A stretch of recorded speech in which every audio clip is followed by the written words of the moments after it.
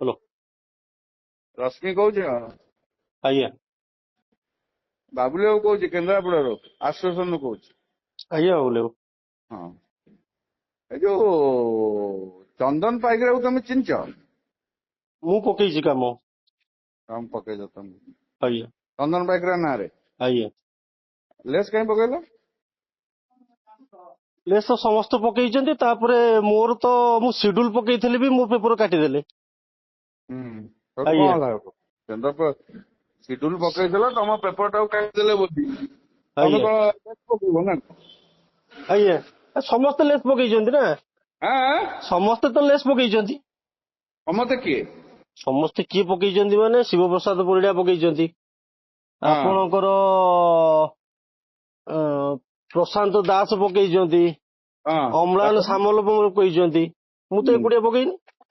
ହୁଁ ତାକୁ ୱିଡ୍ର କେମିତି କରିବ ତମେ? ମୁଁ ୱିଡ୍ର କରିବିନି ଆଜ୍ଞା।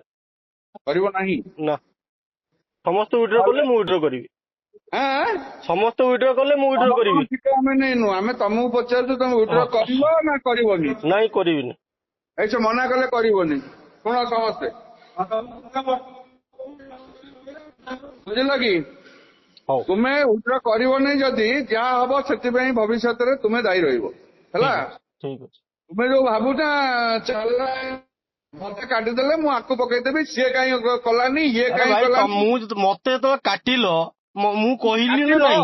ହଁ। କାଟିଲ ମାନେ କିଏ କାଟିଲା? କିଏ କାଟିଲ ମାନେ ତମେ ଆସୋସିଏସନ ଦେଇକି କାଟିଲ ମତେ। ପକଉଛୁ ବେ? କାହିଁ ଲେସ୍ ପକଉଛି ମାନେ? ମୁଁ ସିଡ୍ୟୁଲ ପକେଇଥିଲି କି ସିଡ୍ୟୁଲ କଲେ କି ଆପଣ? ତୁ କେନ୍ଦ୍ରାପଡ଼ାରେ ତତେ କିଏ ନବ ଦେଖିବୁ ଆମେ? ତୁ କେନ୍ଦ୍ରାପଡ଼ାରେ ବନ୍ଦା ହବୁ। ହଉ ଠିକ ଅଛି। ଠିକ ଅଛି କଣ ବେ? ଠିକ କଣ ଅଛି? ଠିକ ଅଛି ପୁରା। ଆଁ କହୁଛ ଚିଲିକାରୁ ନେଇ ଆସିବୁ ଲୋକ? ଆଁ ଚିଲିକାରୁ ଡାକି ଆଣୁଛ କେନ୍ଦ୍ରା